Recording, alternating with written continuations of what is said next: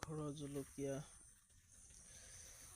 কেৰেলা দিছোঁ, জেং কেৰেলা, বডিমাহ এইবিলাক খাই আছোঁ বাৰু কম বেছি পৰিমাণে। এইবিলাক জলকীয়া পকিছে আৰু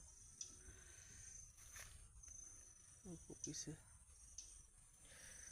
এজোপা গছ বহুত দিন হ'ল,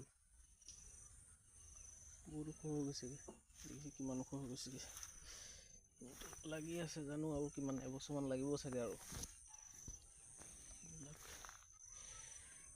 ইফালে হৈছে আৰু এইবিলাক গছ ভাগি পৰিছে। যত্ন কৰিবলৈ মই সময় পোৱা নাই, মানে এনেকুৱা অৱস্থা হৈছে এইবিলাক।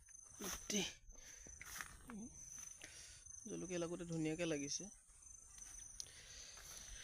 এইফাললৈকে লাগিছে। এইবিলাক জেং কেৰেলা দিছিলোঁ, বগাইছে, কিন্তু হেন্দালি দিব লাগে, হেন্দালি দিব পৰা নাই।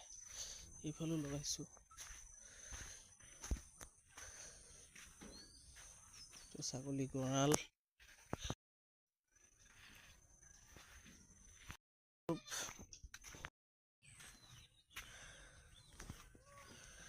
জলকীয়া ইয়াতে দি দিছোঁ। এইজোপা ভাত কেৰেলা, তিতা কেৰেলা, ৰহমাহৰ গছতে বগাইছে, লাগিছে আৰু তিতা কেৰেলা।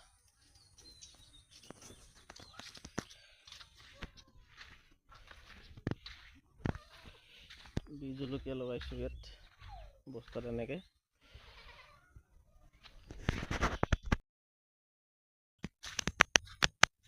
যোৱা বাঁহ লগাইছিলোঁ, এইবাৰ বাঁহৰ গাজ ওলালে এটা দেখিছেনে? আৰু ওলাব চাগে। এজোপা বাঁহ লগাইছিলোঁ, এজোপা গাজ ওলাব লাগে। আৰু ৰহমাহ বহুত লগাইছোঁ, কঁঠাল লগাইছোঁ। ৰহমাহ গোটেই ৰহমাহ হৈ আছে। ফুল লগাইছোঁ ৰহমাহটো।